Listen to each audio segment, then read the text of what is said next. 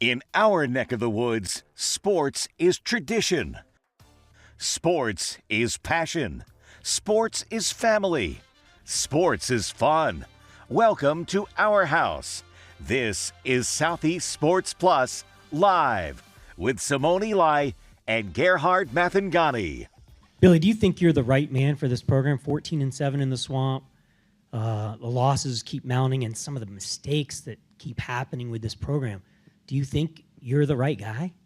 Yeah, I think I'm more concerned with doing my job to help lead these young men. I think that that's a big picture question, and I think right now it's more about today. It's more about what we do tomorrow, and I think that's what we got to get consumed with. So I think I'm consumed with doing the best job I can do for the players, leading the staff, and getting the football fixed, because ultimately that's going to decide how far. Well, blink and you might think it's 2024. A year ago, we had similar questioning there in Gainesville. Is Billy Napier the guy for the Gators head roll? Welcome, everybody. Simone, Eli, Gerhard, Mathangani, Patrick Walsh joining you on this Monday, Southeast Sports Plus. Gerhard, a loss to South Florida will do just that. Our guy, Patrick Walsh, may or may not have actually said he thought this would happen. And already here we are, week 2 of the season, and we're back to wondering if Billy Napier is the guy for Florida. All the shine of last year's run at the end of the regular season when they beat Ole Miss and they beat LSU and they won their bowl game. Then they come into the season with DJ Lagway. They look really good. They beat Long Island 1-0. Yes. All the shine of that Everything has seemingly just worn off. And that's what college football is. That's what college football does. That's what losing in college football does. And you can be on trending upward. You can have the best offseason, the best spring, the best fall camp, the best everything. And if you lose, especially if you lose to a G6 opponent, right? Especially if it's in state, especially if people already are wondering what's going on, especially if it's home. It checks every box. It checks every box. They were an 18-point favorite, and they scored 16 points. Oh, man. See, I don't even know. See, this is where you guys come in with the betting things. I don't even know what's going on with that. 18 point. 18 Did you pick them straight up, Patrick? Did you pick them straight up, or did you pick okay, I wasn't sure. I don't. We called it a trap game. Like we said, it was definitely a trap game. Yeah. I mean, you called it, though, that they would go 0-5, right? Yeah. No, I said 1-4. 1-4. I said 1-4, but I thought this would be the win. I thought this would be the win. Yeah. So I thought this would be the one, and then there would be 4 in the other. Well, now it looks like 0-5 because they have no cakewalk coming up now. I mean, and here's the deal. Sometimes situations like this will set the tone, set the reset the mind, get you right. Right. But the fan bases, in case we didn't already know this, the fan bases in the SEC, guys, they're not patient, and they're not trying to sit here and wait to see greatness, wait to see your quarterback do well, wait to see someone be convinced that Billy Napier is the guy. I'm not saying that he's not, but kudos to the reporter who asked the question. Yeah. Because there's plenty of folks who don't ask the question. No question. So at least they asked the question. And I think that, number one, the question has to be asked, but then also, two, his response, to me, it seems like a guy that feels like this is almost inevitable. Because he looks at the rest of his schedule. You mean him getting fired? Yes. Oh, okay. Yes. I want to know if the question, what you meant by that. The question, the losing, the... Barring a miracle. I mean, find the win. LSU, Miami, Texas, Texas A&M, Mississippi State, Georgia, Kentucky, Ole Miss. That's your next 2 months. It's going to be a tough stretch. That is brutal. I mean, you almost got to think he's got to make the playoff to get off the hot seat, or else he's going to be fired. And now it's like, how do you even make the playoff? It might be that strong. It might be that strong. And I don't think the goodwill, because, I mean, last year they ended off the season on a regular. Oh, no, dude, goodwill. The goodwill of that is all gone. If we could have a toilet emoji right now, the goodwill is there in the in the toilet. It's gone. It's gone. There's no goodwill. And honestly, that's kind of how it goes. That's kind of what happened in Tuscaloosa week 1 going into week 2, and even still people are still waiting to be convinced. We're going to talk about Alabama. We're going to talk about plenty to come here on the show. Let's take a look at what it is that we have on tap, guys. A big Monday. Of course, Florida is going to be the hot topic. Texas gets their get-back game, so to speak, as they get a win at home. We had a field storming, and actually I think we're going to consider this possibly number 2 of the season. Is it number? I might have to fact check you on that one, Patrick, because Florida State took the field in week one. And then the Sooners take down Michigan. Yeah. That was a game that we were all texting, the 3 of us, doing a little round robin, trying to decide what it is that is actually taking place there for Michigan and Oklahoma. But certainly a game that was fun to watch. Overall, not like the best slate of games in terms of competition, but I feel like it was a nice breather before we really get into the bulk of SEC play. No question. And I think that if you are a college football fan, you now have 8 quarters of football for the most part to digest your teams. And then there are certain cases like Alabama. Looked terrible in week 1. Lots of positives in week 2. Auburn looks really strong in week 1, and then in week 2 looked pretty solid. But I mean, there's obviously things that they could fix. If you're a Florida fan, you are elated week 1, you're disgusted week 2. LSU've been riding high. So I think that there are no narratives that can be created overall for the season. But I do think that there's a lot of little things that fans can point to as of right now to where their team stands. A really, really good point. But the finicky, the fickleness, whatever you want to call it, whatever F word you want to give it, is exactly how fans are. Depends on whatever you want. The flame fizzles, they're fickle. They are fair weather. I mean, there's a lot of F words we can go with in terms of describe fans when it comes to what they're like in the SEC. We have great guests today. Patrick, let's take a look at some of the guests that we have for today's show. Of course, we're going to do our weekly check-in on Mondays with our guy, Roger Wallace. We got a good lineup today. Yeah, Kevin Ryan's out of St. Louis. It was a big weekend in St. Louis. Obviously, he had some NASCAR there, and the Missouri Tigers with a big win. And Holden Kruzmark will help us break down that Oklahoma-Michigan game. You mentioned the fact that there weren't as many marquee games. Holden was probably in the state where they had the biggest game with Michigan and Oklahoma, 2 blue blood programs, lots of storylines going into it, and Oklahoma got the big win. I think a much needed win. Oklahoma's another team. If you're a Sooner fan right now, you have to be feeling really good. Yeah, no question. We're going to dive into all of those conversations as we move forward. If you're up late last night, you saw a basketball game of an NFL game, guys. And I know I feel like I should have cared more about it. Honestly, I was trying to go to sleep. Like Saturday, it's always like I'm so dialed in on what's going on with college football. Yeah. And then Sundays, just for the sake of our friendship with the two of you, I really do want to care more about what's going on in the NFL. So I'm proud. I'm happy that you the efforts there. We're gonna revisit a lot in terms of what happened on Sunday as well. But guys, let's go back to what it is that we saw in Florida. What it was that we saw with this Billy Napier group. Not trying to be a dead horse, but it's certainly one of the biggest question marks, one of the biggest concerns, so to speak, when it comes to what is the next step for Florida. Patrick, Gerhard, South Florida comes in, and this is so multi-layered. You think about Billy Napier, you think about it being a non-conference.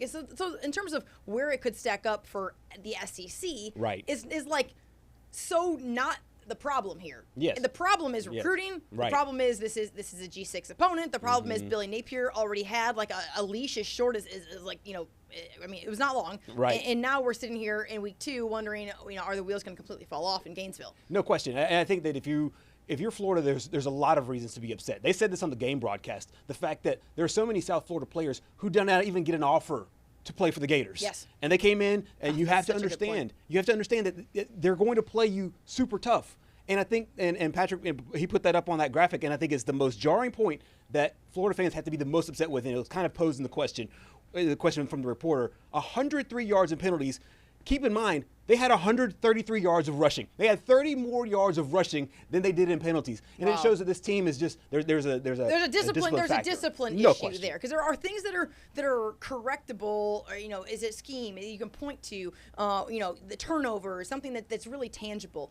And then there's an overarching, is there a problem? And when you have numbers that when you can turn an overarching, is it a problem in the locker room? And you can put a value on that, then you're in trouble. Right. And make no mistake, penalty yards is the ability to put a number and a value on a possible culture problem. And if you're Billy Napier, you do not want to deal with that. No, especially, you could deal with that when you're winning. You cannot deal with that when you're losing. When you're winning, it gets brushed over a little bit, the undisciplined teams. But usually undisciplined teams do not walk hand in hand with winning programs. And Florida's been in this little weird limbo spot for a long time. They do not have to recruit outside of their state. This is one of the most talent-rich areas in the entire country. Yes. These results are unacceptable to a lot of Florida fans because Florida is a lot like Alabama, a lot like LSU. They expect national championships. Yes. They don't have the expectations of South Carolina, no offense. They don't have the same expectations true. of Vanderbilt. Yeah. It's Georgia, it's LSU, it's Florida. They expect their teams to compete for national championships year in and year out. Yep. Here's the real kicker. They had the game won. Right. Yes. But then Brendan Bett pulls his best Jalen Carter impersonation and just spits on a guy. Like, what are we doing? Yeah. Mm-hmm. Why is this becoming a thing in football And again, now? I go back to there being a culture problem. Right. And then boosters, administrators, folks start to point to the guy at the top. Mm-hmm. Mm-hmm. Yep. And it's that easy. Yep. And it's that easy. Yep. And whether be it you bring in the wrong guys with the wrong personalities or the wrong attitudes, or be it that you have a structure problem within what's actually going on in terms of holding people accountable. Because even though kids are softer now, because make no mistake, they're softer. Yeah. Make no mistake, you're having to cater to all the pettiness and all the ridiculousness and the NIL and the money and the BS. No question about that. But some people are figuring it out. And Billy Napier ain't one of them. No, and he comes from that old school. He coached with Nick Saban. He comes from an old school mentality, and I feel like there's a disconnect with him and his players. Yeah. And once again, people will point to Florida's teams back in the day when they had Tim Tebow and they had a bunch of just not the greatest high quality character people in that locker room. Aaron Hernandez and some of the others that were in that Florida locker room. Jeez. But those teams won. Those teams won. You know, you think about Percy Harvin. I was going to respond, but you're right. And Yes. there was a toughness. There's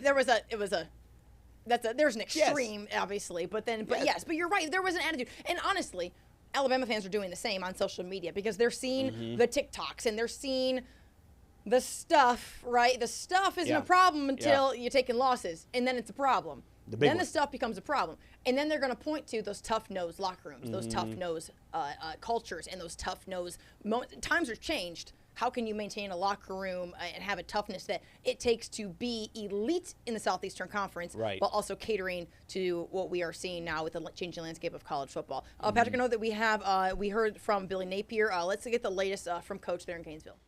You know, I do think it's part of the leadership challenges to get the group to stay focused on the right things, right? It's about making the next right decision, and you got to be able to move on, right? It's part of, we had a setback, we got to move forward. If you don't, all of a sudden it lingers, and it's Tuesday or Wednesday, and you wasted time, right? And the clock started yesterday. So we got to focus on the next plan. I don't know that we had a delayed game. I think we're snapping it. It's more about the execution, the efficiency, red zone scoring. I think the second half, converting on third down. Look, we have to eliminate the penalties, right? We're playing from behind the sticks. If you look at each possession, it's either third down or it's a penalty that's causing a problem. So got to stack plays, consistency is important. And I think that lots of things contribute to that. But I feel like we're close there. I think there's good on the tape. There's a lot of positive things on the tape both weeks. So if you recall last year, Florida, in the middle, kind of unprecedented. It was not something that was normal. That Florida's AD released a statement saying that Billy is our guy. Yeah. It's not something that you see very often. In fact, I saw someone posted it recently and said, hey, like literally recently, I was in today or yesterday, it was like, Florida's released a statement. They're behind Billy Napier, and anyone who's covered, this conference or covered the situation knows that was from last year. But it was kind of tongue in cheek and a little bit funny because they've already kind of had to back this guy already. Yeah. While the crap storm was taking place with the Gators basketball coach. Right. Only for them to go win a national championship. I mean, there's nothing that did Billy Napier. Somebody said this on the show. One of y'all just said this the other day. Yeah. Patrick, there's nothing better for Billy Napier than Florida's basketball team winning. But here's the deal.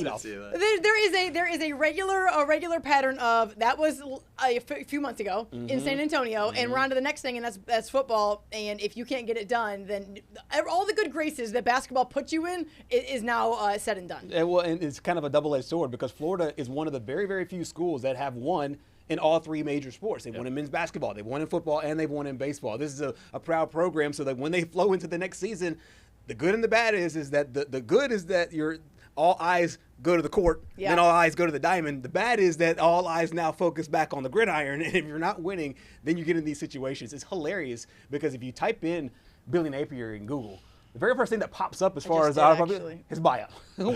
What's the buyout for him? And so I think there's a lot of people right now that are really antsy. And I think that you saw signs last year when DJ Lagway was put in for Graham Mertz. There was signs last year. Okay, we found our quarterback, we found our guy, and I feel like all of that now has gone away, because it would be different if they lost 52-51, and it was just up and down the field. This team looked inept offensively, only scored 16 points. And the fact that, as you mentioned, they had a player get ejected for spitting on a guy. They had 11 penalties. Yeah. It looks like all of the, like you said, the good graces, all of that is worn off for good reason. There's a toughness that you want to have on a roster, guys, but that also has to be like dialed in a little bit, right? I mean, you have to have control. You have to have a toughness, but you have to have control. How do you find that balance? He certainly is going to need to. That was November, by the way, November 7th of last year, when Strickland released that statement saying that they were going to stay behind Billy Napier during the kind of the tumultuous second half. They had a better, obviously they ended strong there in the month of November, but as they were sitting there going through the thick of it, and all the Gator fans were unhappy.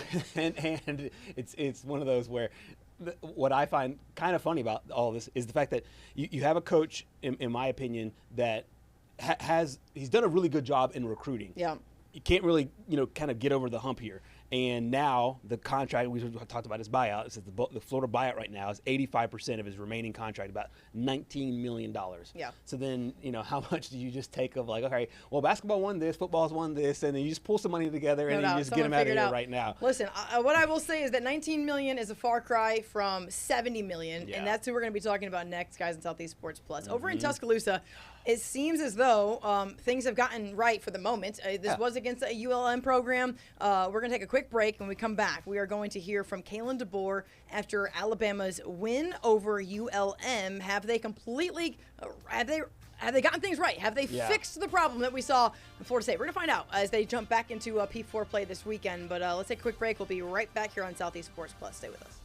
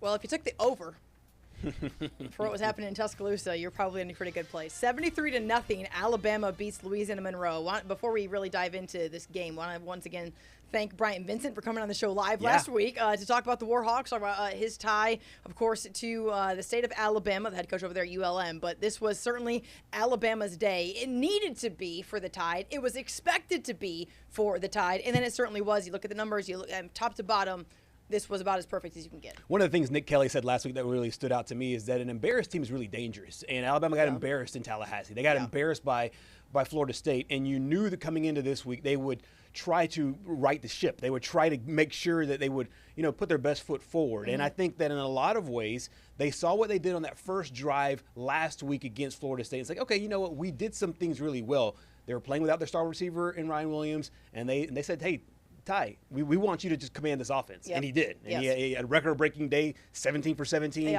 throwing the football, which is, unbelievable. I mean, the three of us could go in the parking lot right now. No defense, no nothing, okay? And I can guarantee you, Patrick's not going to, catch 17 balls in a row. I might throw 17 perfect passes. I will throw 17 perfect passes. Patrick might not actually catch 17 balls right in the breadbasket. But to go 17 against Tom 7, I mean, ULM's still a Division I program. I mean, that's impressive no matter how you slice or dice it. Yeah. Love you, dog. That's crazy. If you think 17 passes right to me with my baseball background, thinking that I'm not going to catch like every single one of them. Well, maybe we'll try it after the show. All right, you know what? We will. And we'll film it and we'll show it tomorrow. And we will show it tomorrow. We will. 17 passes right in the breadbasket. Yeah, it's still got to be impressive. No doubt about that. Austin Mack comes in, Keelan Russell. Everyone has a good day, gets nice reps, gets to go out there, kind of show off their stuff. I think that not only were they trying to right the ship, but overcompensate. Mm-hmm. I mean, not run it up. They're not running it up. I mean, it was classy in the way they did it, but they had to certainly sit and make no doubt about hey, there's a dominance. Now, Alabama posted a picture after the game and put like, still Bama. Y'all chill. Y'all chill. Still Bama nothing. That's still ULM is my response to that. And you're still 34 and a half point favorites. I mean, like let's calm down here. What was it? It was 34 and a half. Oh, that's low. That was the spread. Yeah. Yeah, that seems like it was a little tight. Oh, coming out of it, I mean, ULM. There's a lot of people. I think that ULM that. I don't think people would be surprised. I think the what's it called? The expected score was around 40 something to around 10. Yeah. And so if you thought that was going to be the case, then people would put their money on ULM. But no, but Bama, I mean, they covered the spread the first half. Yep. And so they understood what they needed to do. And I think that was the biggest thing. 73 points, yes, that is very, very impressive. But the 0 points on defense lets you know that defense felt really embarrassed last week. Yeah. They came out this week and said, I don't care who it is, we're going to play our best. And that best ended up being a shutout. Yeah, and as hard as it is to go perfect, like we saw in the passing game there for Ty Simpson, it's equally as difficult to go perfect defensively, not make one single mistake, not have one single busted coverage, not make an issue on special teams. I mean, like that is not an easy thing to do. And so that has to make you feel good walking away as an Alabama fan. I'm not sure that you can say still Bama. I'm not sure you can say still Bama. Right. But I feel like you can feel like, okay, all right, things are better than what we saw this previous Saturday. Yeah, and I think Coach has to be really pleased with because the defensive staff talked about all season long or all preseason talked about creating turnovers, and they created 3 turnovers against ULM. So, Coach Kane Womack and company have to be really excited about that. And only 5 penalties for 55 yards. So a lot of the things that really ailed them last week, they really, took the time to right the ship this week. Yeah, let's take a listen to Kalen DeBoer after the Tides win. Just thought the guys did a good job just moving with some purpose and everything that they did.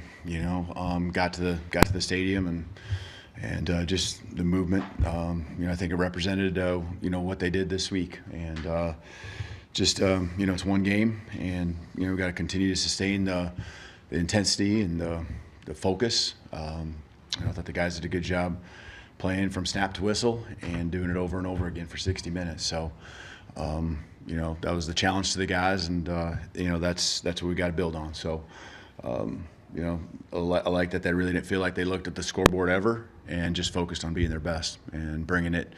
And also really like that they're happy for each other. They celebrated each other's successes, and I think that's what this team has.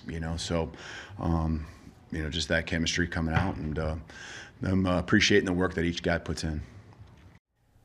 So build on it. That's what Kalen DeBoer said. He's challenging his guys to say, hey, you did exactly what you were supposed to do. You did it really, really well, and now you have to build on it. Alabama will get back into P4 play as Wisconsin comes to town. Then we get into the SEC schedule, of course, with none other than Georgia to start things off. Yep. Alabama's going to find out really, really quickly if they can build on it. I think that if you are Alabama, you will feel really good about last week, but you'll feel even better if you are able to take care of business against Wisconsin. I think last year's Wisconsin game, Ryan Williams had a really strong game. It really bled into what we saw in the first half of the Georgia game. Of course, the second half, Georgia made a furious comeback, but the first half of the Georgia game, I think, was really built on what they did against Wisconsin. That game was in Madison, and now they get Wisconsin here at home. And Vegas is telling you that they believe in Alabama.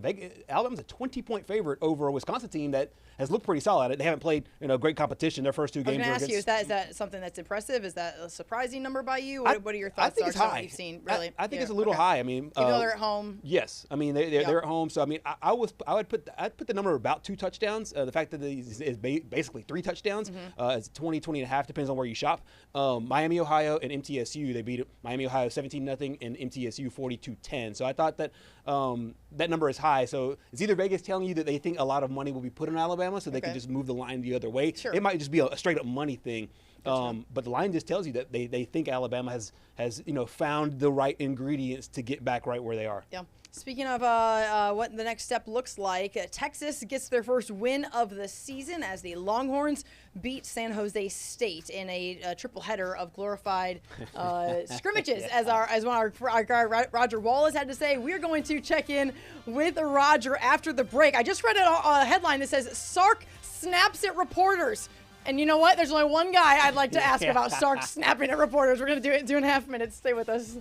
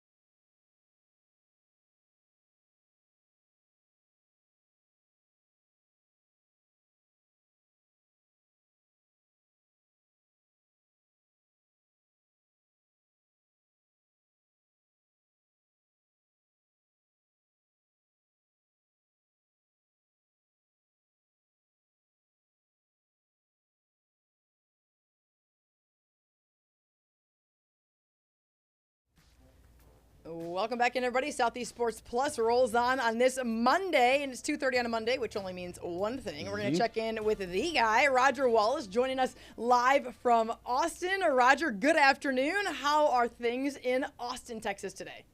It's perfect. It's perfect, Simone. I mean, it's the best day of the year in Austin, Texas. I don't want to be in this dark room as long as much time as I could avoid, because it's about 80 degrees, light breeze, sunny.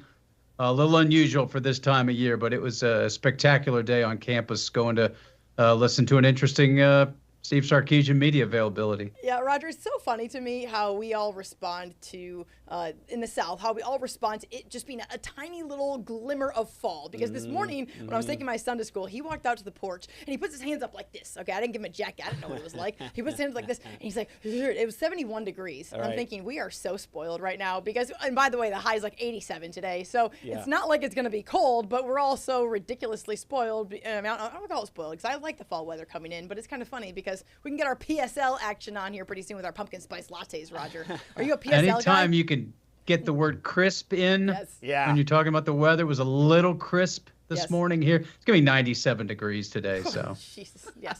There you go. And speaking of hot-tempered, it seems like there are some headlines out there right now that indicate that Steve Sarkisian might have had a little bit of a short patience with some questioning today regarding his quarterback. Roger, how did that play out there today? The same way it did Saturday. The question was, Arch Manning, is there an issue with the shoulder? If you watched the game on TV, a couple of throws, tight shots of him, and he kind of made what people would describe as a grimace. The problem is nobody knows what that means, and nobody's offering anything. So Sark shut it down real quick Saturday, and he shut it down real quick today. Who told you this? How do you know? I don't know what your face means when you're doing something, and you can go to the Twitter and figure out what my analogy is here based on what Sark said. That was the one thing he does. Sark gives great long answers, not there. So Arch never came out of the ball game for any reason. He never had his shoulder worked on, and there's no reason to believe it other than you can read into what you want watching a TV broadcast.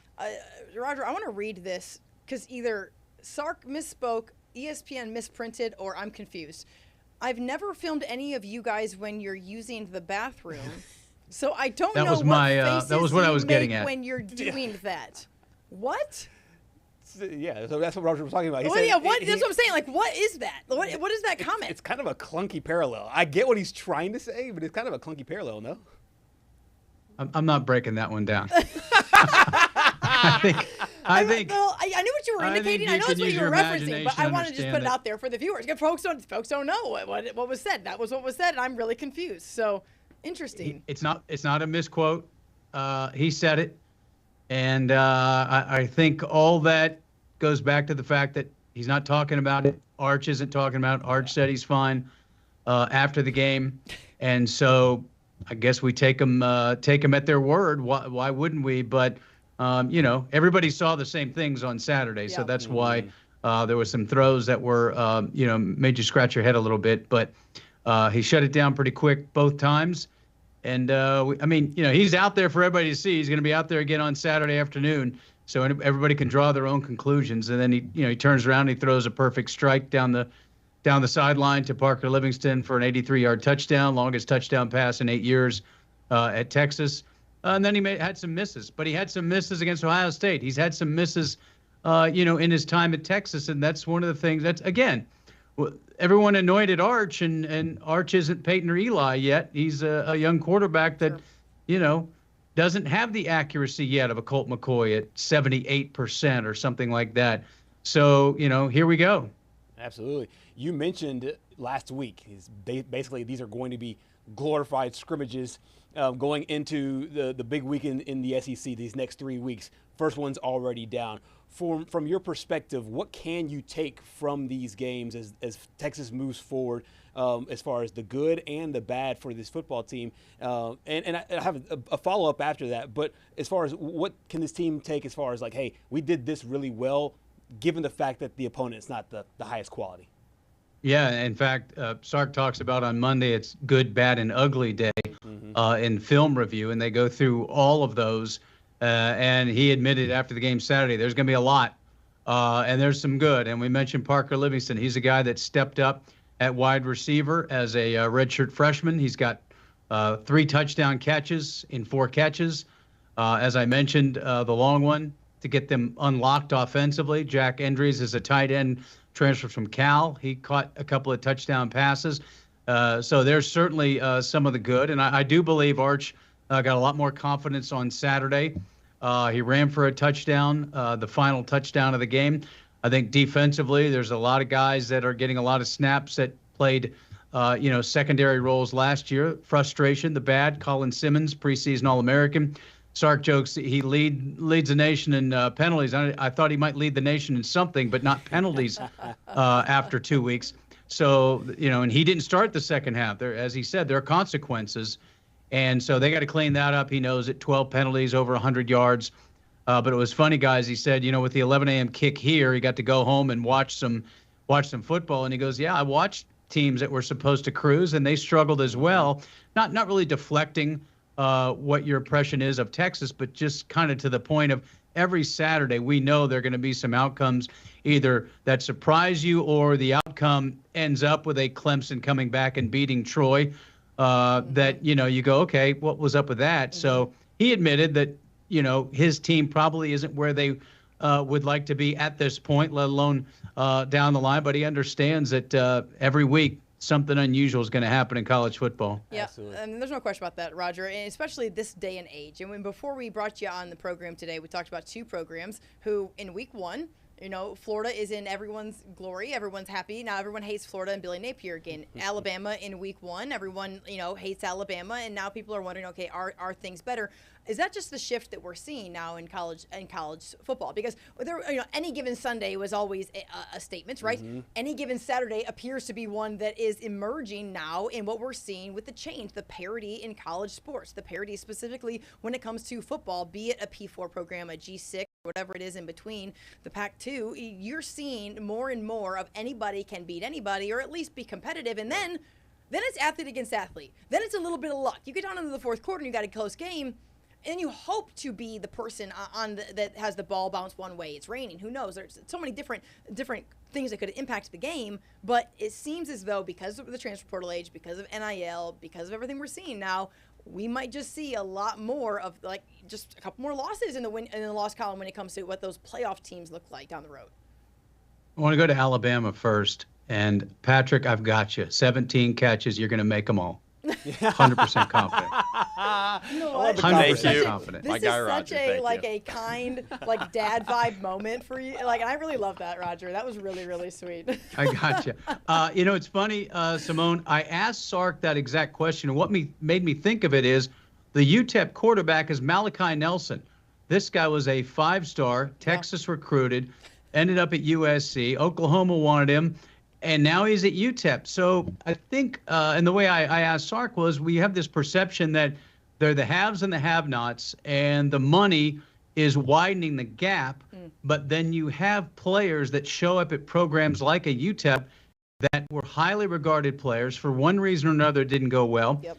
But he had enough talent for people like Sark to want him badly, and other head coaches, Lincoln Riley, to want him badly. So to your point, the problem is, they don't have enough of those players. And he used the example, what if Michael Taff out of Westlake High School in Austin didn't walk on at Texas? Maybe he went to a G5 program or a smaller program. Mm-hmm. Well, he's an All-American now. So how would his growth have happened there compared to coming to Texas and waiting his turn and then finding room on special teams? So I think you're right, Simone, in that regard. There are really good players sprinkled around the country. And they're really good players that were at the FCS level that get their chance at the FBS level and show that, we're really good. Now, I don't think they have enough, and I think that's the problem. And I think probably saw that with Troy and Clemson. Eventually, the talent usually wins out. Yeah. Ohio University in West Virginia. Now, that was at Ohio University. And, that's a neighborhood kind of game. So that meant a lot to the folks at OU. That was the OU I grew up with, as you probably know, Simone, as a Buckeye Stater. That was my first OU. Mm-hmm. But anyway, yes, I think you're right. Now, I don't think UTEP's got just raw talent enough to play 60 minutes with Texas. But I think what Sark's point was, we're going to get a lot of different looks from people that are good players over the next 3 weeks. And yeah, it's not Ohio State, and everyone's well aware of that. And they're not going to come out of that Sam game thinking, okay, if we ran the table, all impressive wins, everything's okay. They know none of that is the case, but they do think there's value in playing these programs and kind of playing against what they do differently than their previous opponent and their next opponent. Is there cause for concern? There's always cause for concern when it comes to injury. There's always cause for concern when it comes to reps and things. And yeah, I do understand that the next 2 games for Texas is not, like you mentioned, it's not some huge P4 brand school, but it is still an opportunity to possibly, I don't know, get injured, to possibly have a situation that you don't really want to do. I mean, it's something you just got to navigate because the schedule is the schedule. How much do you feel like Sark is going to take that into consideration when it comes to maybe not getting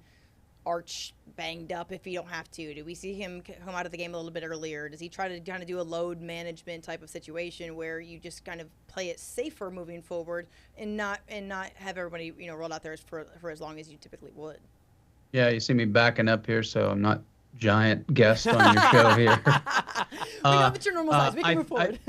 I think in the case of Arch, I think they want him to get as many reps as possible. Now, he did run for a touchdown late in the ballgame, so I'm not going to say they're going to, put the handcuffs on him and say, don't play your game. But for instance, to your point, Trey Wisner, all SEC running back, 1,000-yard rusher, the only one back in the SEC, didn't play. Sark said he probably won't play again this week. That's because of what you're talking about. Sark says down the line, I know how this goes, and I'm not going to put somebody out there that I know will be such an important part of our team in November, December, and as he said, hopefully into January. I think with a guy like Arch, still the sample size is small enough that they want him to get as many reps as possible. But Matt Caldwell did come in, speaking of Troy, the Troy transfer. Is the backup quarterback at Texas. He got a few snaps at the end of the ball game, and I'm sure they'd like to get him some more because the reality is Texas hasn't had a quarterback start every game under Sark. So, that's just the way it is. You can almost bet that something's going to happen. Maybe not to the point where Arch can't play, but it's just the way it's kind of gone at Texas. So, yeah, and I think they rolled a lot of guys in there on the defensive line. They want to see them get reps. But as far as protecting from injury, it seems like it's so hard unless you just totally pull somebody out. And they're not to the point, Simone, where they feel good enough where they're going to, unless they're nicked up. DeAndre Moore, we don't know about him. He came out. He got a little bit nicked up. They're starting wide receiver, but they got to get right. And so I think they're gonna play as many snaps as they can. When it gets out of hand, if it does, then yes, you got to get other guys in and let them play. Not them just, take snaps. They got to let them play. And I think other coaches understand that. If you're putting your backups in, you got to continue to let them play the game. Absolutely. I'm interested in practice and the way they'll handle this because, you can make the argument that Arch will face a harsher defense in practice every day. I don't know how much good on good they do, one-on-ones that they do, than he will over the next course of the next 2 weeks. So maybe is there more value in the way that they handle those practice sessions over the next 2 weeks before they get into SEC play, or is it a situation where their practice stays the exact same? The way that they practice getting ready for Ohio State will be the same as UTEP. From a mental standpoint, how do you think Sark will handle that given how much you know of him?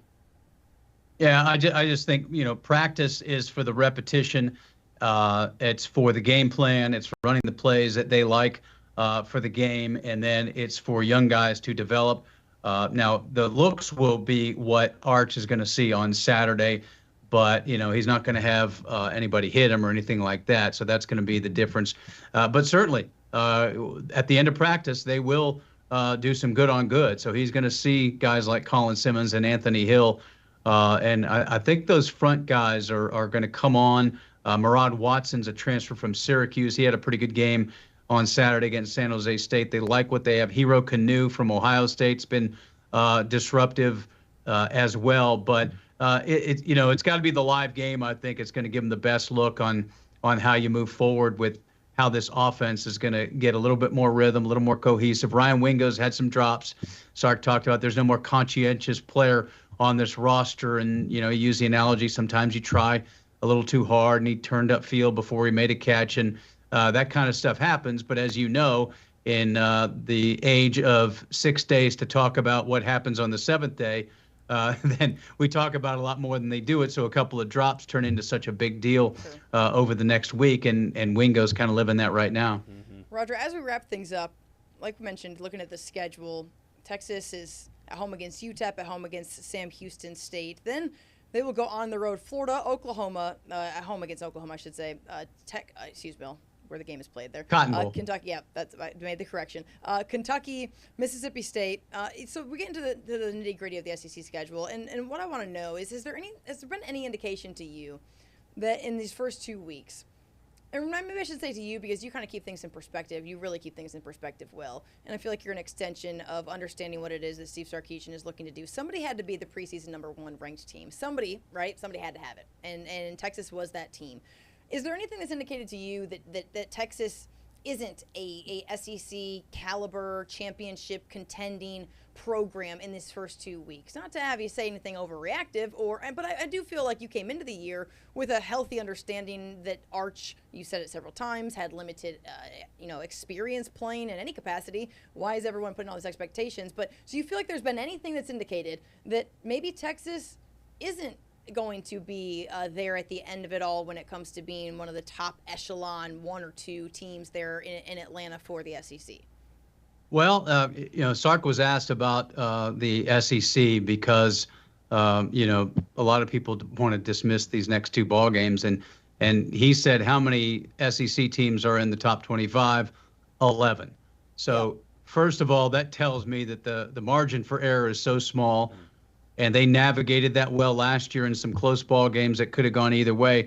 So just by the sheer talent in the league, Simone, and by the fact that, right now this is not a product that you would go out there and just feel 100% confident that they could roll into Florida. I don't care what Florida did against South Florida, who, by the way, is a pretty good team, to think they're going to go to the swamp and do what they do. Oklahoma's going to look much different with John Mateer.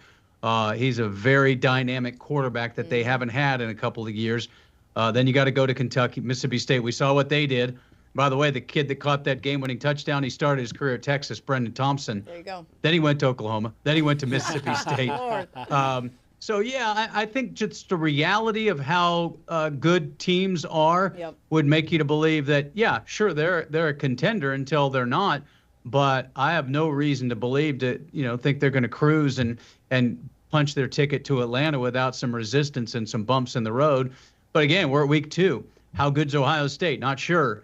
If Ohio State's really good, all right, 14-7 loss in the horseshoe when they hang their banner, maybe that's not so bad. If Ohio State stumbles in the Big Ten and Julian Sayin maybe isn't that effective as a quarterback against big-time defenses. He wasn't great against Texas, but he didn't make mistakes. So I guess TBA on that, Simone, is my cop-out answer. Well, listen, we will certainly revisit it. I can promise you that. One of these Monday segments, this will get brought back up. There's no question that from top to bottom, not only in the SEC, but in college football nowadays, guys, there is a top to bottom, so to speak, that is bigger than it's ever been when it comes to talent and when it comes to who can be there at the end of a game when hits 0-0, who can be in the win column. So it's not fun if you're either betting or you're a head coach, but it's a lot more entertaining if you're in the media, though, because we get to talk about it. Yeah, because they were driving for a touchdown, Arch threw his only pick, and that affected some people that like to put a couple of bucks down.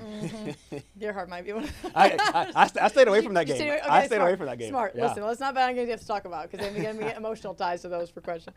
All right, Roger Wallace, of course, sports director there in Austin. Thank you so much for your time, sir, and we will see you next week after we recap their second scrimmage of the season.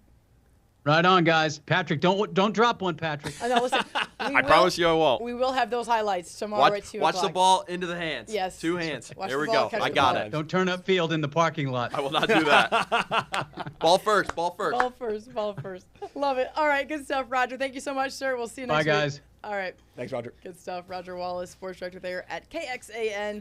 They're in Austin, Texas. Always great insight when it comes to not only Texas, but also the state of the state with college football. He always is great, and it's not just like waving pom-poms for the team that he roots for. He's very, very honest, and I think that Texas, and I think your last question was a great one because where they stand right now, you don't really know. I mean, you have 8 quarters on tape, but you don't really know when you compare them against the LSUs and the Georgias and what we've seen so far from other teams in the league. Yeah, he had a lot of good answers, but he had no answer for I've never filmed you guys in the bathroom, so I don't know what faces you make and what you're doing. That was Steve Sarkisian today, guys, and nobody has an answer for what Coach was actually trying to get to in that moment, but maybe someday we'll get to ask him straight up.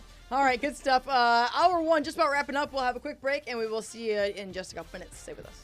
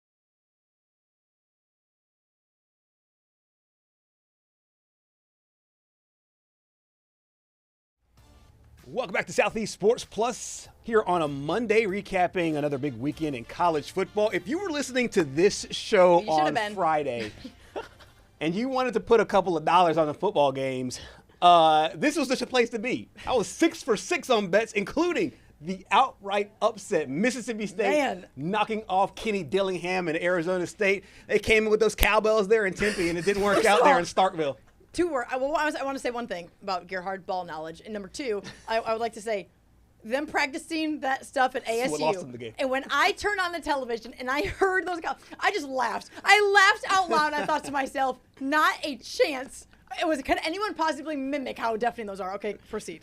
I was the same. Yeah, plus 180 though. Your boy. We got you. Yeah, so a big day, obviously. Did you actually bet it or just on the show? Oh, I bet it. I bet it. My God. Yeah. My God. Buy me some lunch, bro. Plus Chipotle 180, bowl, baby. Chipotle bowl on G at 4 o'clock. Some of it I gave right back on Sunday in the NFL, but you know what? We won the money. We won the money on Saturday. The more things change, more they stay the same. I appreciate the humility there. They practice with the Cowboys. I'm sure they didn't practice for this. Oh, wow. The storming of the field. There they are. And the field goal post is not upright. It is laying on its side. Those are the scenes that we've seen there back in Tennessee a couple of years ago when they beat.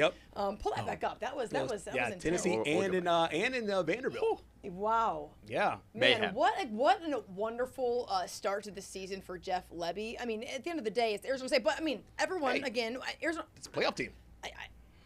Not deservedly, but they were. I mean, they were. Yeah. And so yes, no question, a huge win. They were ranked in the top 20. I mean, incredible. If you are this Mississippi State fan base, if you're Mississippi State's coaching staff, and you finally see the fruits of your labor, man, that's a good feeling. Yeah, especially going. A good feeling. They went 0-8 last year in the SEC. Yep. Last year. So to have this was This was insane. We're gonna take a quick break because we have let's go to break. Yeah, let's go to break. Let's go to break, and we'll try to figure this worked out here in just a moment. We will come right back.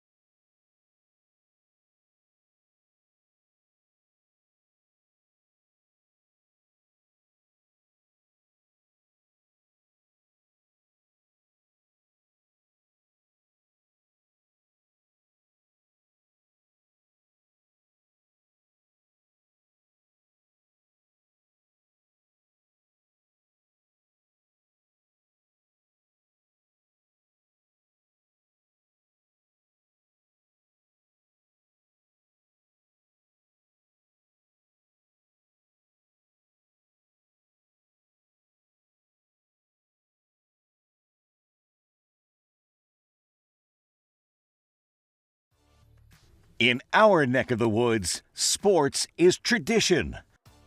Sports is passion. Sports is family. Sports is fun. Welcome to our house. This is Southeast Sports Plus Live with Simone and Gerhard Mathangani. Hour number 2 on this Monday. Welcome in, everybody. Simone, Gerhard, Patrick. This was the scene in Starkville among many cowbells and many happy Bulldog fans after Mississippi State beat Arizona State in week 2 of the college football season. Welcome in, folks. Happy Monday. Apologize for the audio issues a little while ago. We're going to revisit this conversation with the Mississippi State Bulldogs. As we know, Jeff Lebby has been searching for not only several wins or any wins, but also a significant staple win, and look no further than last Friday. They've just been building. Yeah, they've just been building. And Stark Vegas has been one of those, it's been a patient place. This program has just been through so much. Obviously, Michael Leach passed away, and Coach Lebby steps in. And last year, they did not have the kind of year that they expected. They obviously did not win an SEC game, won 2 games overall, but they had their quarterback back. Blake Shapen is back. We heard from him at SEC Media Days, and it looks like they were just building. And game 1, obviously, it wasn't the best opponent ever. But then they come back into game 2 against the Arizona State team that they played last season. Arizona State, obviously, a top 15 team, made the college football playoff last year. This was a marquee game, and the Bulldogs took full advantage. Yes, and they're going to take full advantage of this $500,000 fine, too, because that's what happens. Now, the SEC back in May increased the fine to $500,000. Now, it was happening kind of significantly, a good amount last year. I'm just going to tell you, the fans aren't paying it, so they don't care. Although tuition might go up or something, just to try to fix it. People just preventatively trying to have to offset those costs a little bit. But the SEC updated that fine to $500,000 last year, and that is what we will likely see. Although I haven't seen it come down, but it's likely going to happen. Same, and schools can't apply for waivers, and there's ways to get around it, but. You can apply for a waiver. They brought down the goalpost, so I feel as though. Yeah, and basically what they do want, though, is I don't think the SEC really minds the field storming. They just want all the players and the coaches from the opposite team off the field to prevent any incidents. Yeah, I feel that. That's usually what happens is like on these court stormings in basketball, these field stormings in football. It's such a great moment, but what they want to avoid is just those potential conflicts. We saw that Alabama and Tennessee beat Alabama a few years ago, and so I think that there is a waiver process, and I think that's what the SEC takes into consideration. Not saying that they're going to have to be able to avoid the fine overall, but the schools can do as much as they can. But as you said, there's the people that are doing it aren't the ones paying it. When I guess what I'm saying, and then what does this win, Patrick Gerhard? Does this win amount to the level of celebration that ensued? Like for instance, is it different than what we saw in week 1, when Florida State beat Alabama? Because Florida State has won a national title. All right, Florida State has been at the top of college football. Mississippi State, I'd have to look at the history. I'm not well versed on Mississippi State's football history, other than it's been a minute since they've whatever, but been in really college football glory. But are they different? And was this the type of win that calls for you to take the field? I'll give an analogy here. I'll try to not to make it as clunky as Steve Sarkisian earlier, but when the student that usually makes A's and then they become a C student and they celebrate a pop quiz where they make a B or an A, it feels weird. If you're when the D student, okay, sorry, I interrupted you. When the D student makes a 98, they can celebrate. And to me, Mississippi State is this kind of student. Like, yes, this win might not be the best, but it represents something to me a lot bigger than what Mississippi. I don't know if Arizona State can win the Big 12 again. I don't think that they can. I don't think they're all that good. But to me, this is a good statement win for what Jeff Lebby's been building. This is in and of itself, the 60 minutes, probably not worth that celebration. But over the course of the last 14 games, as well as last year and the 2 years this year, I'll give him a little pass. Here's what I think. I think it's fully warranted because if you think about the history that Mississippi State has had recently, they haven't had much success. Yeah. And you go in to a game against another P4 opponent, and the cowbells that Arizona State practiced with all week. Basically there was maybe two cowbells. They had the speakers going too of just cowbell. Well, that would have been a little bit elite, better than the girl that was out there like this, like it was Christmas morning, like it's like literally sitting there like singing Jingle Bells or something. That's what it sounded like because this is deafening. Here's where I'm raising issue. And I mean, I think the role of Greg Sankey, and I understand that this is maybe a bigger issue in the SEC because the SEC has actually had some notable wins compared to the ACC. The ACC fined Florida State $50,000. Mm-hmm. 50. That's at least it's one less. That's one less zero. Yeah, than what they might send over there to Starkville for the invoice. That's significant. 10 times more. That's crazy to me. I mean, so what I'm wondering is the ACC doing the least, or is the SEC doing the most? The latter. Yeah, I agree. I agree. I mean, I have to agree with that. Now, 50,000. That's wild. That's less than $50,000. I'm trying to see if that's what it actually says. The ACC fined Florida State $50,000. That was on Monday, of course. After storm, they listen, for them probably well worth it.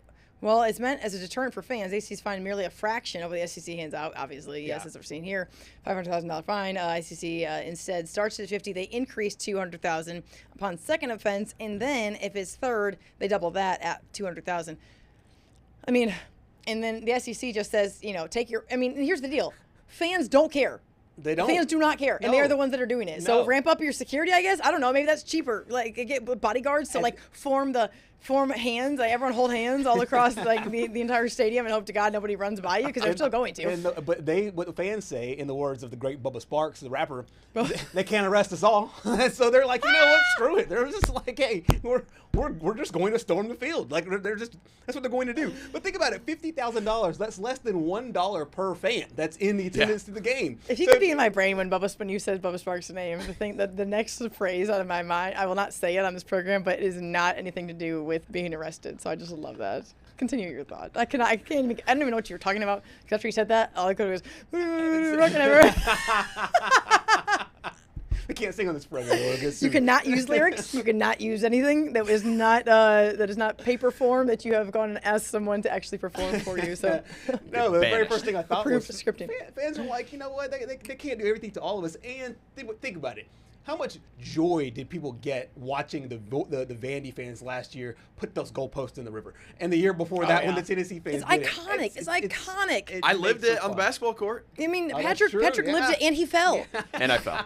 Yeah. Come on. I have to roll that video at some point. That's another thing, too, I think they're trying to avoid is, hey, the students just, half inebriated. Oh, listen. Okay, I was not half inebriated, though. I will make that very clear.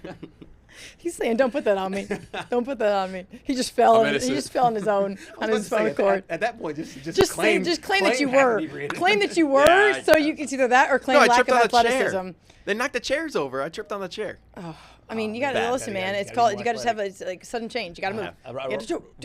He might want to take his bet back after he saw that video. Whoa! I've seen the video. I have seen the video. Now you pop back up. You did. You did. Meanwhile, in a minute, we're going to get to our guy, Kevin Ryan's going to join the program in just a second. I want to give some love to those War Eagle Nation because the Auburn Tigers got it done against Ball State, but then there was a really, really wonderful celebration. I'm not sure if you guys saw the video of what took place there on the field after the game, but man, it was rocking at Jordan-Hare Stadium, and what a sight that was for sure. But a huge win for Auburn as they continue to progress forward in this year 3 under Hugh Freeze. Yeah, fans were really eager to welcome this team back home. They got that big win the Friday before against Baylor, and now they're 1-0, and Auburn's feeling really good, and they were knocking on the doorstep of being ranked in the top 25, and they knew, hey, a good showing here. And we could get in for the first time in a long time. I'll give you that stat in just a little bit. But I think Auburn fans really feel good about the way this team is playing on both sides of the football.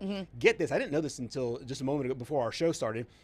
Auburn leads the SEC in rushing defense and rushing offense. Really? Rushing defense, they allow less than 35 yards a game. Wow. And rushing offense, they're putting up about 265. And that I would maybe mitigate that if they didn't play 2 quality opponents. They played 1 quality opponent, in my opinion. Sure. Obviously, in game 1 against Baylor. So to do that against Dave Aranda and then come back again and do that against Ball State, this is a team I think that feels righteously and for good reason feel really good about themselves after 8 quarters. Yeah, and it looks like there's some injury things. Auburn running back Darrell Robinson will miss time after what head coach Hugh Freeze called a freak injury following Auburn's 42-3 win over Ball State. Robinson underwent a procedure in Birmingham already to remove a collection of blood in his leg on Sunday. Wow. So I guess he might have had a blood clot, and that's really concerning because obviously that's wow. Sometimes I just seen this now. Yeah. Yeah, sometimes that can go life and death.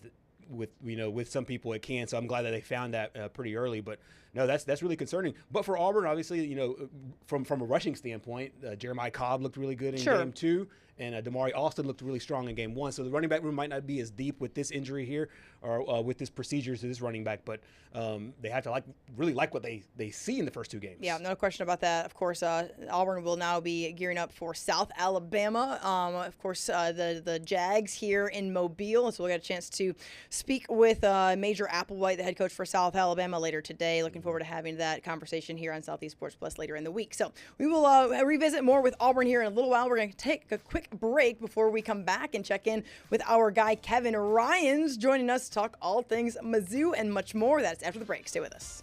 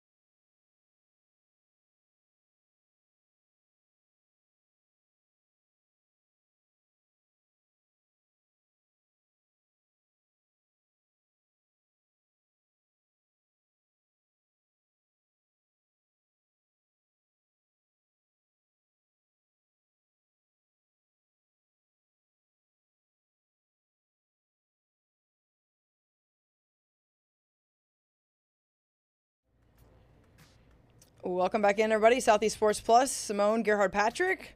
Welcoming in a good friend from St. Louis, Kevin Ryans, joining us for the second straight week. Kevin, out on assignments, pulling lots of double duty. I mean, you've been all over the place. Of course, we know that this past weekend you were there checking in with Missouri, a huge game against Kansas, a historic game against Kansas. Kevin, hope you're having a great Monday. Tell us about what this past weekend was like for you. It was quite busy in St. Louis. Not only did we have the Mizzou, Kansas, about 2 hours west on I-70 in Columbia, but we also had golf here. The PGA Tour champions, the Senior Tour, was here for their tournament over in North St. Louis County. And then over in Madison, Illinois, we had the NASCAR Cup Series playoffs. So quite the busy weekend in St. Louis. Yeah. But we got through it. We got it all covered, and it was a lot of fun. So let me get this straight, because I mean, we're down here in in Alabama and not totally aware of the geography up there. You drive 2 hours to get to Columbia. Yeah, Columbia's kind of in a good spot. It's 2 hours east of Kansas City, 2 hours west of St. Louis. So kind of a good middle point for people who want to go and cover Mizzou from if you're going from the west side over in Kansas City, or if you're in the east side over in St. Louis. and not really too far away from some of their southern bigger cities as well. Springfield's maybe 4 hours, 3 hours ish away.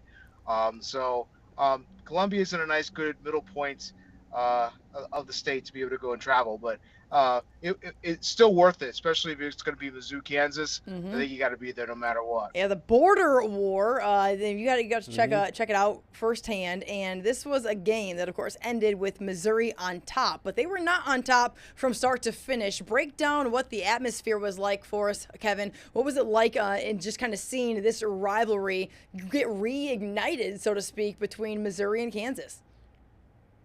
It was fabulous. If you walk through the Mizzou campus, it was so electric. SEC Nation was there. So was Marty and McGee from ESPN. So they already had a festive atmosphere going on. And then, of course, all the tailgating and all the pregame festivities surrounding Mizzou. So it was extra electric heading into the stadium. And then once the crowd started filing into Faurot Field, that was quite the atmosphere. And you got to remember, they're doing construction on the north end of Faurot Field. They're building this new facility, so that part of the stadium doesn't have any fans, and it was still so loud. That's awesome. And the Mizzou fans really brought it. I think every single player that we talked to after the game spoke about how great the atmosphere was. So that was a lot of fun to be a part of. Yeah, that's really awesome. And the product on the field really translated, especially there in the second half. What did you get the sense from Missouri's offense, especially with quarterback Bo Pribula? Obviously, last week, the terrible injury to Sam Horn. He steps in. He has a really strong game. What did you make of the offense and especially the signal caller? Yeah, Bo Pribula had a tremendous game. Right away, Mizzou goes in, scores on 5 plays. They take the lead right away, and then they hit some adversity. Pribula actually loses a fumble that goes for a touchdown, and Kansas all of a sudden put up 21 unanswered points.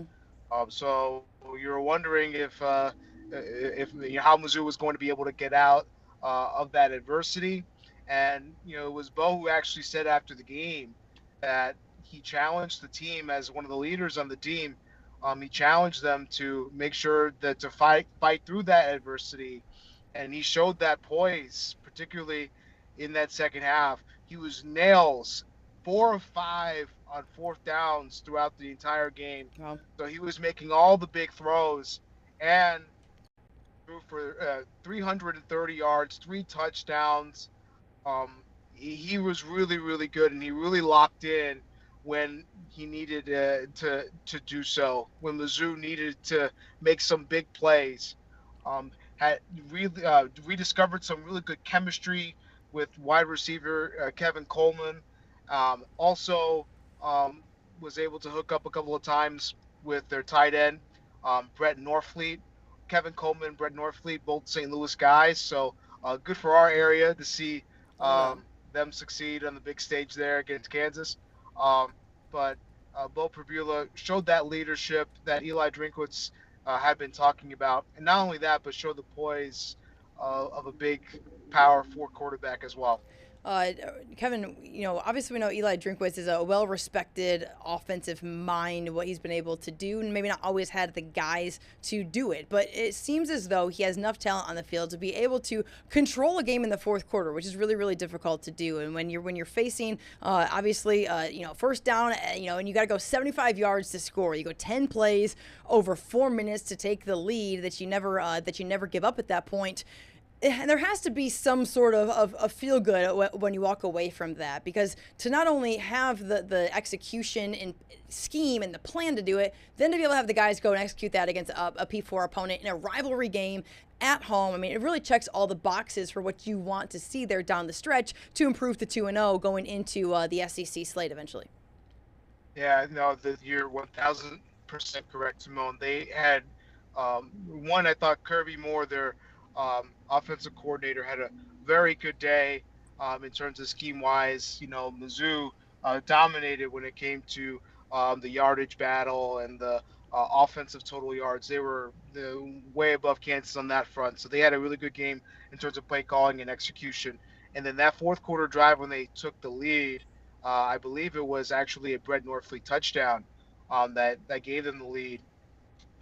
That fourth quarter drive, they converted on a huge fourth down, one of the four that they did on the day, and it was a dart from uh, Mo Pupula Yep. to Kevin Coleman, who uh, promptly gets hit by a defensive back. I mean, to be able to hold on to that football and keep that clutch drive going, uh, Mizzou showed a lot of their fans what they were made of, especially after falling behind. They fell behind late in that game. You know, you thought that they were in control, but Kansas found another gear into that early on in that fourth quarter Yeah.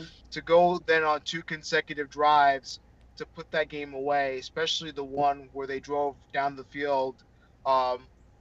4 minutes, very, very impressive. And then they iced the game later on a run play that goes about 50, 60 yards, Jamal Roberts. So um, really wonderful stuff from the zoo. They have to feel good about the way that they were able to fight through. But as Eli Drinkwitz also said, it's week 2.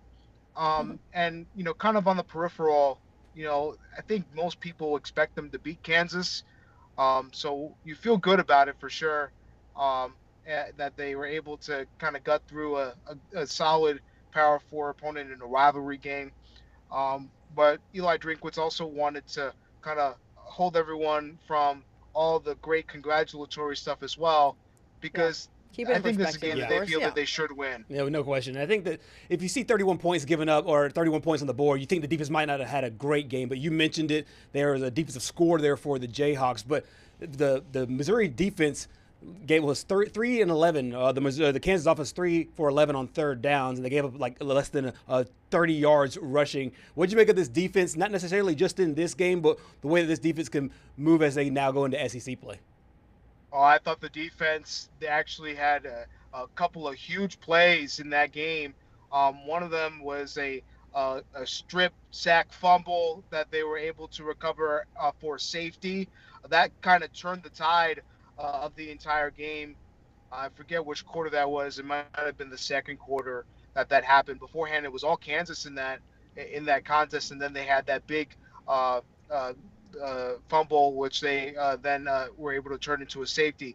And then the last last real chance for Kansas, Dalen Carnell, one of their defensive backs, makes a tremendous catch, interception, where he's able to tiptoe the sideline and able to, keep Kansas from trying to score there. Really, really wonderful stuff from their defense. They were able to bear down. And if you think about it, they had the one defensive score. They scored 21 points in that first quarter. After that, they didn't really give up much at all. So the Zoo defense is prime and ready to go as they move forward this season. Yeah, and as they move forward, Missouri will look ahead, of course, as they are continuing to be out of SEC play. They'll play Louisiana next week before getting into the thick of it with South Carolina. Kevin Ryan's joining us from St. Louis. We appreciate your time so much, sir. Looking forward to having you on as we move forward, and the SEC slate is just around the corner. Thank you so much, sir. Thanks for having me. I appreciate it. All right, good stuff. Thanks, Kevin Ryan's joining us from St. Louis. A lot of great insight there as Missouri gets the big win in the border war against Kansas. Non-conference play, but a big win nonetheless. No question. I think that Kevin really alluded to this, the fact that they play well on both sides of the football. I think that you could take that forward as they move on. I think a lot of people want to just kind of eye roll Kansas, but this is a better Kansas football team, and I think there's a lot of positive momentum coming from Eli Drinkwitz and company. Could not agree more. We're going to take a quick break. We got plenty more to come here on Southeast Sports Plus. Stay with us.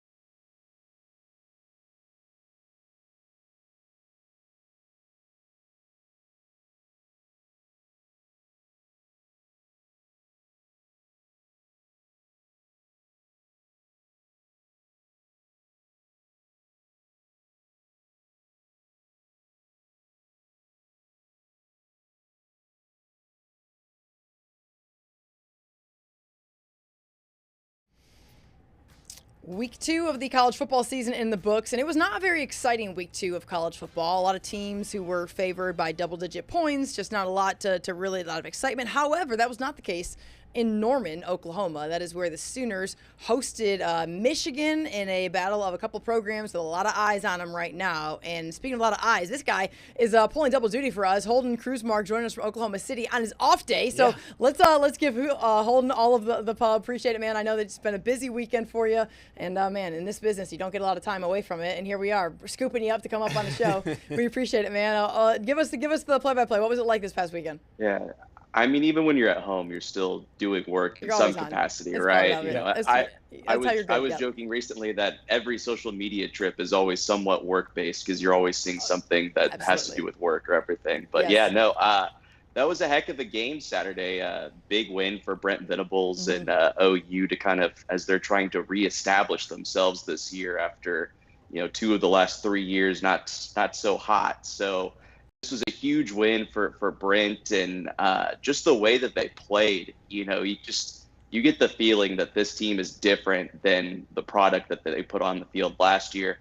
And a lot of that's due to that guy on the screen right there, Ben Arbuckle, and his quarterback, John Mateer. Because we would joke last year that, if OU had like an average offense, they probably would have won at least a couple more games. But they didn't. Their offense was historically bad by OU standards. And now you have an offense. I mean, they weren't perfect. I mean, Mateer threw an interception. They only put up 24 points. But with this defense, that was enough to get them the win. And the defense, man, they were awesome against Bryce Underwood and I think sometimes that's what you get when you have a defensive-minded head coach. Is you do have a defense that is up to par early in their tenure, and then you're like, oh shoot, we need to have a quarterback who can actually stay on the field for a minute too, just to give the defense a break and to keep it rolling. It seems like that might be married up in what's going on right now with the Sooners program. You talked about the defense. Bryce Underwood is a guy, right? Everyone has their eyes on the true freshman. I know there was some frustration on the sideline. A lot of people looked at that with his former Alabama running back now there in Ann Arbor. To hold him to 9 of 24, to just keep Michigan out of the end zone until the third quarter, and then to be able to put it home and put it away in the fourth. I know there was a lot of nerves when you looked at the stadium there in Norman, but it seemed like, wow, this team just persevered through the ups and downs that is a college football game. Yeah, and what was kind of funny is, I thought one of the big keys was going to be how they could defend Justice Haynes in that run game.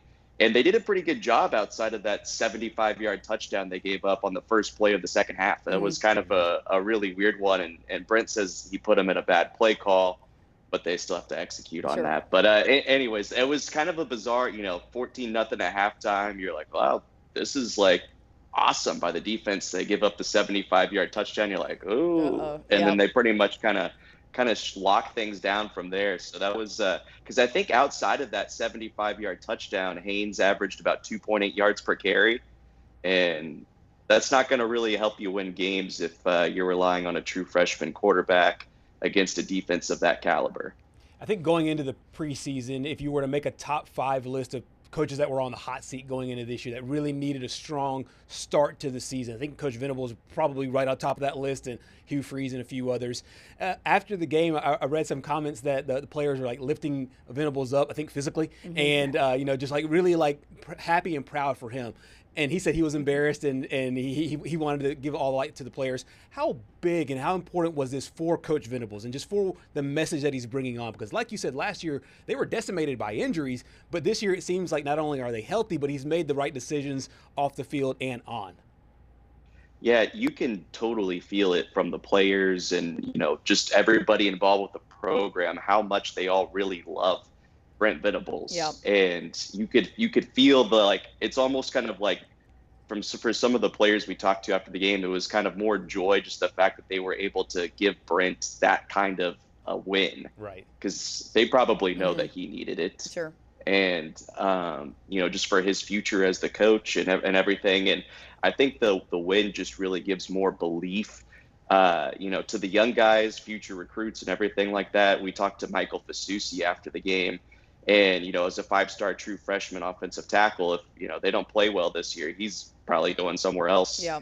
And, I asked him specifically, does like a win like this kind of reaffirm your belief in coming here? And he said, yes, it really kind of solidifies the reason why he believed in this coaching staff and wanted to come to OU. And, it just, everything, this win helps with everything. Now, obviously it's week 2.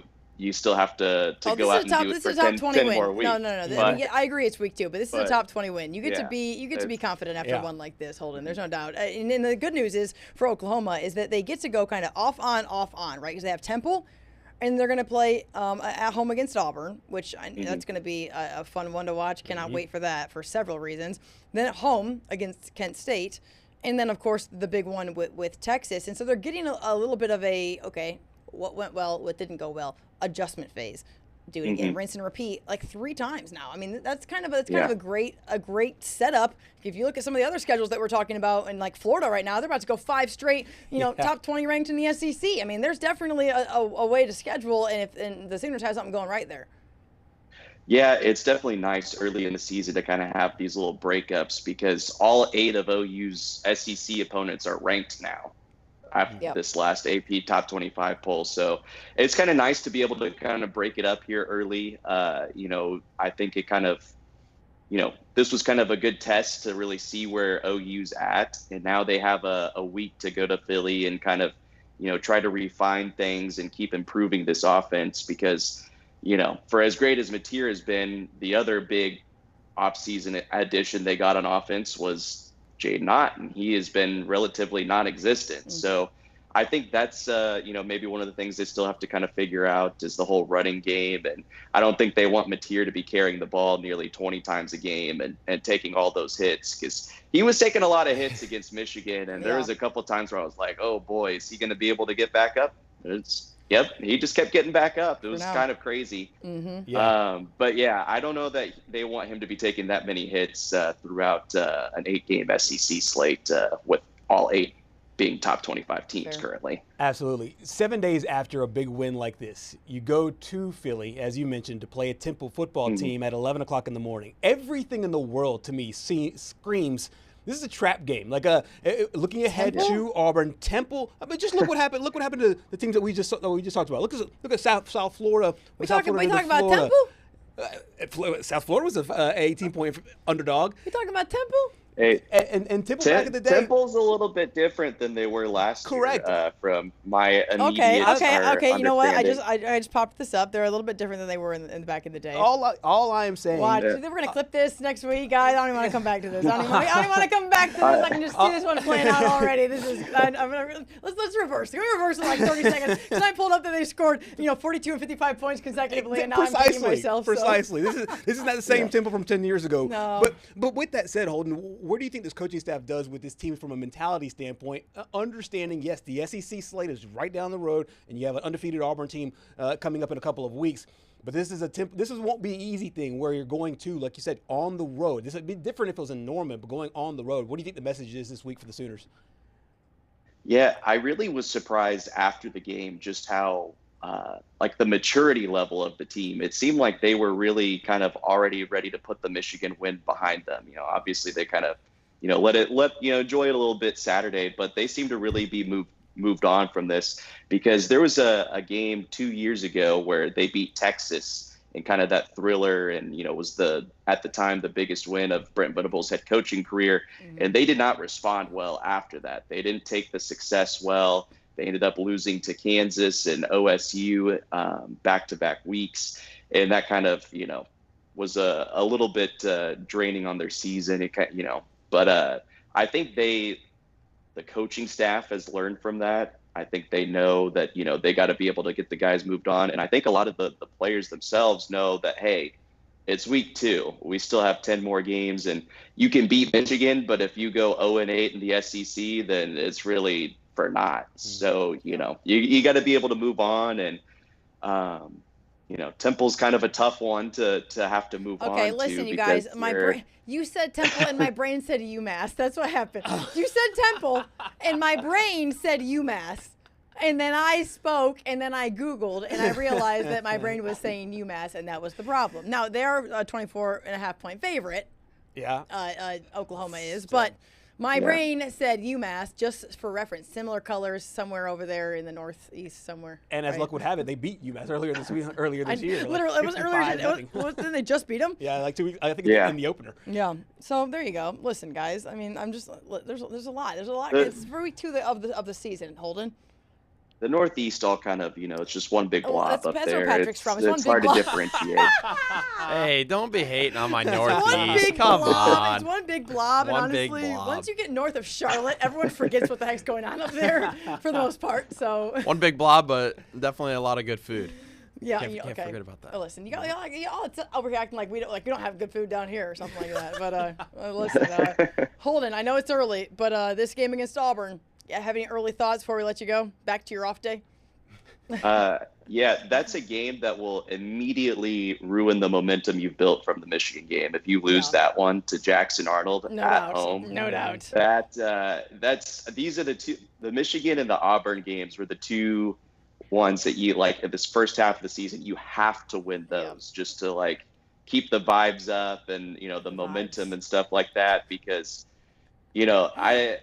Venables earned a lot of cachet with this win, but he could quickly lose it by losing to Jackson Arnold and Auburn when they come to town. Look no further than Gainesville, Holden. You can feel good one minute and really not good the next. There's no question. That is the fans in the SEC for sure. Holden, thank you so much for joining us here in Southeast Sports Plus, especially on your off day. Appreciate your input there from Oklahoma's big win over Michigan, and looking forward to recapping the big one against Temple. It's gonna be big. They're all big, They're all big. That's what Brent Venables says. I was gonna say spoken like a coach. Yep. Every week is the biggest game of Brent Venables' career. So this game in Philly, biggest game of Brent Venables' career. Honestly, that's what it is. Can't win them all if you don't win the first two. All right, good stuff. Holden Cruzmark joining us from Oklahoma City. We will catch up with you next week, sir. All right, see you guys. See you, buddy. Temple. The Temple Owls, baby. Temple. Put some respect. UMass. Now, Philly, where is Philly even? The folks in actually they're going to play this game at Lincoln Financial. I saw that. That's where the Philadelphia Eagles play. So it'd be really interesting environment there for Oklahoma. I'm just telling you, that plus 24.5 is looking really, really solid, because Oklahoma is going to come with the most vanilla game plan. Solid in what way? I think it won't surprise me a bit if Oklahoma wins that game 31-10.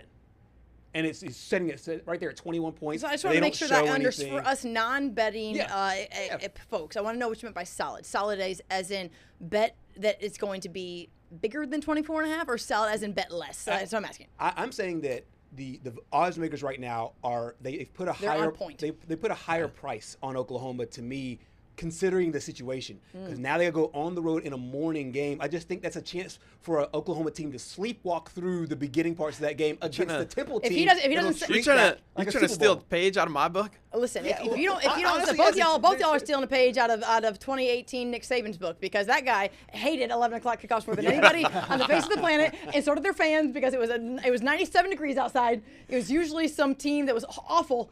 And Alabama was going to sleepwalk through the first half and then try to figure it out in the third and the fourth, so that coach wasn't going to just rip everyone behind after it ended. I could just see it. You're feeling you're fat and happy about this past win, and you go in with a little bit of a hangover, maybe metaphorically, maybe a legitimate hangover, maybe literally, maybe metaphorically, and I could just see a situation where Temple plays their hearts out, and next thing you know, Oklahoma's looking ahead to Auburn a little bit, and they don't cover that spread. I'm just saying the spread, the number's about right, and I'll see the reports throughout the week. But that plus 24 is looking pretty good. According to Simone, it's just Temple, who she mixed up for UMass, who lost to an FCS team this weekend. Okay, both of them are northeast of Charlotte, and that's all that I know. What's that you do, Gerhard? North of.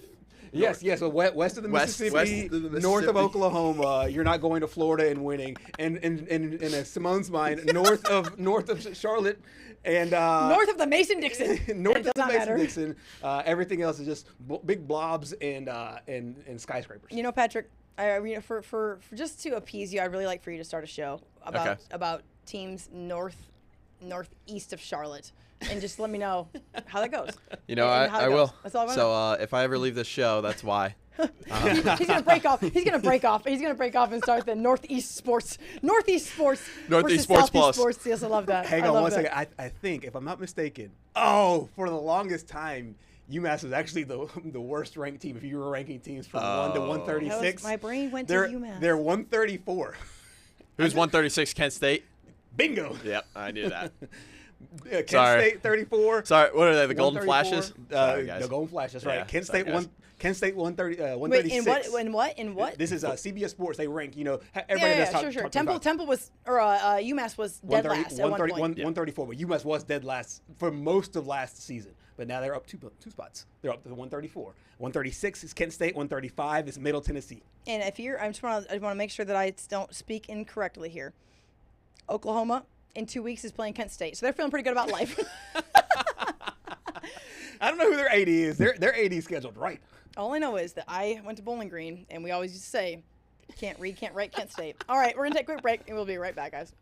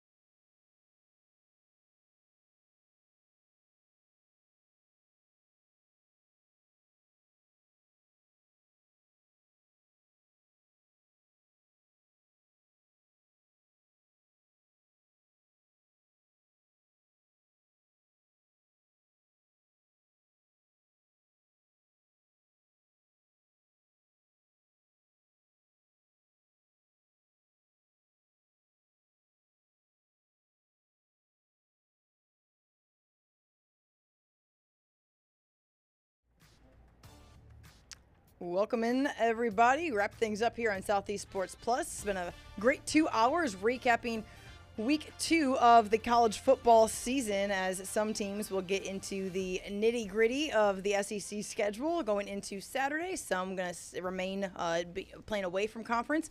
In the case of Texas, you just get to play whoever you want to play for a few weeks, then finally start to get into things in a few weeks. If you look at the AP poll out for this week, we have some new members of the top 25 by way of the SEC, and that includes the Auburn Tigers. They're at 24, and Missouri at 25. Both teams picked up big wins this past week. Obviously, Missouri, we talked about it with Kevin, beating Kansas, but then Auburn, now ranked for the first time since November of 2021. Woo-hoo-hoo. It doesn't feel like that. Wow. Say it ain't so. And it makes perfect sense, though. 2 losing years in a row. Now they have some momentum. 2 Brian Harsin years in a row. A year and a half of Brian Harsin year in a row. Or some recruiting, some golf, and everything else. Listen, man, coach, get off coaching this golf game, gosh dang it. I mean, listen, until Auburn takes their first loss, you cannot bring up Hugh Freeze's golf game on this program until further notice. Now, that could be Monday. I was doing it for fun. Our buddy is he's locked in. Listen, Michigan dropping 8 spots there. I was going to say that. Michigan down, and listen, the pollsters, man, there's some fair weather folks, because Bama, I mean, Bama dropped like hot when they took the loss to Florida State. I mean, they went as far as they have been 7-21 in 17 years in a good minute. And then Michigan plummets 8 spots after losing in a top 20 matchup. Of course, that game against Oklahoma. Okay, let's take a look at our next 5. This is like the reveal here. So this is what I would feel like it would feel like if I got to reveal the college football playoff. Maybe we'll get that. Maybe we'll get that bid at some point. Okay, guys. Here's 16 through 20. Several SEC teams up in here. Texas A&M, Ole Miss. South Florida says, welcome to the top 25. These pollsters, man, they really are like, hey, okay, you beat a team? We're just going to throw you up there. Like, just jump on up, friends. Jump on up. Bama's up 2 spots to 19 after they went down to 21st. Utah is hanging out there, so that's a look at those 5G. I really love what they were able to do with South Florida, getting them in the poll. Florida State did the same thing a couple weeks ago, being not ranked into ranked, and so nice look there. How about Tennessee up 7 spots this week? Jump up in there, yeah. Down in the top 15. Listen, man, I think Tennessee right now has done nothing but prove it. They've done nothing but prove it. South Carolina at 11 as the Gamecocks drop down 1 after winning. Clemson drops after, their little situation with Troy, of course, coming on top of end of that one. Oklahoma is up 5 spots, as they should be. Iowa State, and then, like I mentioned, Tennessee, Josh Heupel and company, everything going well. There are some injuries they'll be dealing with, but... Yep, 2 of their corners, Jermon and Gibson, both out for this matchup, but now it's a top 15 matchup because Tennessee's now in the top 15. They'll play Georgia, who's also in the top 10. Cannot wait for that one. Let's take a look at our next 5. Speaking of the Bulldogs, Kirby Smart Company, they're at number 6.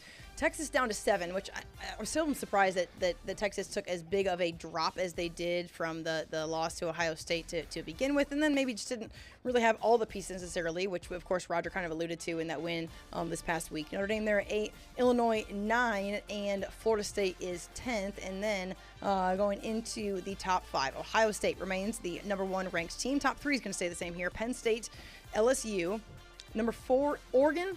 And then we have Miami, who improved to 2-0. So all those teams undefeated on the season, 2-0 going into week 3. Big ones there. LSU picked up 2 first-place votes. I find it really interesting when you get into the top 5 about who is picking up first-place votes, who sees them as the best team in the country. Penn State got a handful of first-place votes. Some folks in Baton Rouge, I don't know. No, I mean, exactly. Listen, Ohio State deserves to be where they're at. Sure. Penn State is flirting around a little bit. That'll play itself out at some point. And the SEC, 11 teams in the top 25, guys. So certainly, I think more than ever, a lot of parity in this conference. A lot of anybody could beat anybody, and it's going to make for a lot of fun moving forward for us in Southeast Sports Plus. I absolutely love it. I have one beef, though. Arizona State is ranked above Mississippi State in also receiving votes. Makes no sense. Mississippi State went on the field. Put some respect on the Bulldogs. See you tomorrow, 2 to 4.